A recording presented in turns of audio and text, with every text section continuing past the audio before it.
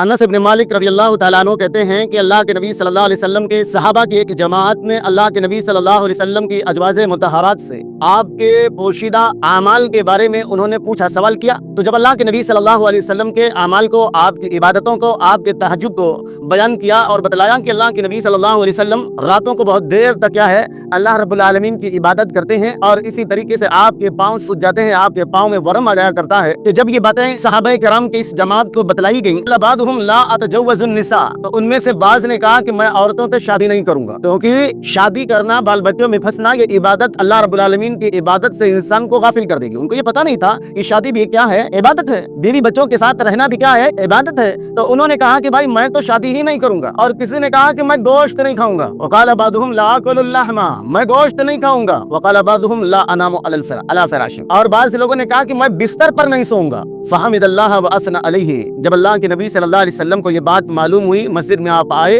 और आपने अल्लाह की हम्द व सना बयान की। उसके बाद आपने कहा मा बालु अक़वामिन क़ालू कज़ा व कज़ा, लोगों को क्या हो गया है वो इस तरह और इस तरह की बातें करते हैं। यानी आपने वो बातें बतलाई कि कोई कहता है मैं शादी नहीं करूंगा, कोई कहता है मैं गोश्त नहीं खाऊंगा, कोई कहता है मैं बिस्तर पर नहीं सोऊंगा। लोगों को क्या हो गया है, ऐसा लोग क्यों कह रहे हैं? मेरे बारे में सुनो, वलाकिन्नी उसल्ली व अनामु, मैं नमाज भी पढ़ता हूँ और सोता भी हूँ। असुमु व अफ्तिरु, मैं रोजा भी रखता हूँ और रोजा छोड़ देता हूँ। अतजव्वजुन निसा, और मैं औरतों से शादी भी करता हूँ। फमन रग़िबन सुन्नती फलैसा मिन्नी, तो जिस शख्स ने मेरी सुन्नत से बेरग़बती अख्तियार की वो मुझसे नहीं है। गोया ये दीन इस्लाम रूहबानियत का दीन नहीं है कि खाना पीना छोड़ दो, दिन भर रोदे रहो, बिस्तर पर ना सो और शादी ना करो, जिससे हिंदी जबान में कहते हैं संन्यास ले लेना। असल में संन्यास घर बार को छोड़ करके, कारोबार को छोड़ करके, बीवी बच्चों को छोड़ करके, कमाई धमाई को छोड़ करके, क्या किया जाए, सबको छोड़ करके जंगलों में चले जाना और सिर्फ अल्लाह की इबादत करना, पूरी दुनिया के झमेलों से अलग थलग हो जाना।